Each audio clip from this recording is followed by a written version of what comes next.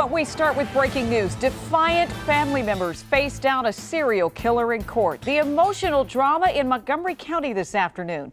It happened as a judge gave sentences that virtually guarantee former federal officer Eulalio Tordil will die in prison. Scott Broom is live in Rockville, where the damage from Tordil's lethal rampage across 2 counties back in May of 2016 has not healed.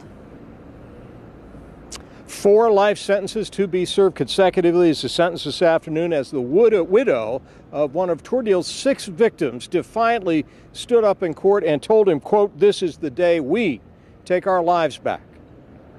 The family of victim Malcolm Winfell enraged in court today as defense attorneys for Eulalio Tordil said his structured life as a law officer emotionally unraveled, resulting in a 2-day rampage over a failed marriage and bills. Quote, "My husband had bad days too," said Winfell's emotional widow Norma, "but it never occurred to him to hurt others." Prosecutor John McCarthy called Tordil a dangerous serial killer and called his May 2016 2-day rampage that resulted in the deaths of 3 people and the wounding of 3 others, quote, "like another mini sniper event."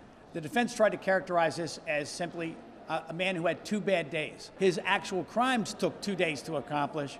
However, he had planned, I think, and prepared for this for weeks, if not months. Winfell, who was killed coming to help a woman Tordil was attempting to carjack at the Westfield Montgomery Mall, was called a superhero by his widow as family members wept in court. Another man, Carl Unger, was wounded trying to stop the attack. The daughter of Claudia Molina, who was killed in another attempted carjacking in Aspen Hill that day, remembered her mother as a fighter who tore the glasses from Tordil's face as he shot Molina, who was a mother of 2, in the parking lot of the Giant in Aspen Hill.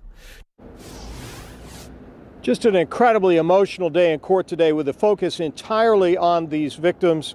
Tordil also murdered his wife Gladys. You'll remember the day before in an ambush at High Point High School in Prince George's County, where another Good Samaritan who tried to intervene was also wounded. People that the prosecutors and the family members described as superheroes for trying to stop all of this. They paid the price either with their lives or with wounds. Through this entire sentencing hearing this afternoon, Tordil sat at the defense table, completely emotionless. He had a Bible with him, and he said nothing.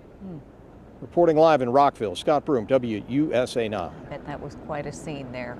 Tordil will be sentenced for his wife's murder in Prince George's County next month. Another life sentence in that case will make it 5. That is the closest thing Maryland has to a guarantee that he will die in prison.